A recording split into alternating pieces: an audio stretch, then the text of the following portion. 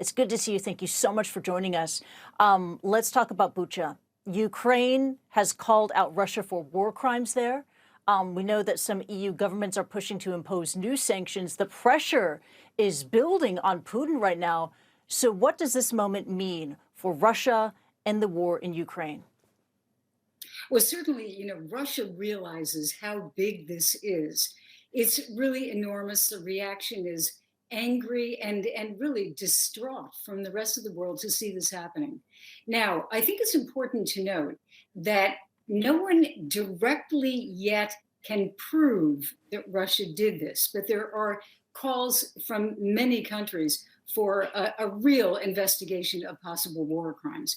And Russia knows that it looks at this point as if it happened while their troops were there. So what is Russia doing? I mean, they are calling it, number one, an egregious provocation by Ukrainian radicals.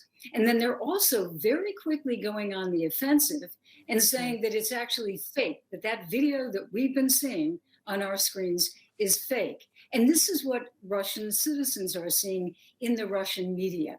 Exactly that same message, that it is Ukrainians who are faking this. And in fact, that there is a fake factory in a way for producing videos like this. This is all, of course, Russian propaganda for what they say is happening.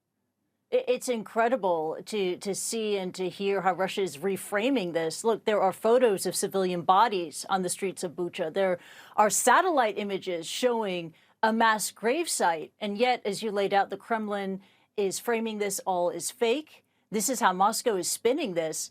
And the people in Russia, they're buying it? Well, it's the usual thing that is what they are exposed to. That is the usual answer, that it's fake. And I think it's important to kind of look at the psychological part of this because, Russian, let's call it maybe ideology or the way that Russians look at themselves, and even going back to Soviet days, is that they couldn't possibly do something like this because they are the victims. That is the way they look at the world. And look at the comments by Patriarch Kirill. He's, the head of the Russian Orthodox Church. And he gave a service for Russian soldiers at the Cathedral of the Armed Forces, by the way. Russian Orthodox Church is quite, connected to the Kremlin. And he said, and here's a quote, "We absolutely do not strive for war or do anything that could harm others." So that really is, for many Russians, the perception that they have of themselves. So it's really inconceivable in a world like that they could possibly do something as horrendous as this.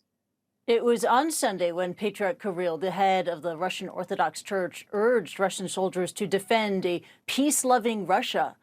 Why does he support Russia's military action, and how influential is his support? Well, he's influential among, let's say, obviously religious people, and also in a political sense, having the heft of the church, the real, religion, the primary religion of Russia is important politically. And as I said, the Russian Orthodox Church is very tied politically to the Kremlin. So this is a message that is being repeated in the media, in the churches, from Patriarch Kirill, and from every single official in the Russian government. And I got to ask you about peace talks, Jill. Of course, there is still a lot to hash out before Vladimir Putin could sit down with President Zelensky. But assuming that they do sit and talk, and assuming they do reach a deal, would Russia even adhere to a peace settlement? Well, there are many peace settlements and agreements that Russia has not agreed to, has not actually carried out, I should say. So it's hard to say. I mean, at this point, so many promises have been broken. And in fact, even going back, Kristie, when I was in Moscow as the war was just beginning, Russia was insisting up to the very last minute that it had no intention of invading. In fact, they were mocking that idea. And then, of course, they went in. So we just have to, I think, draw our conclusions from that behavior. Jill Dougherty, we always appreciate your insight. Thank you.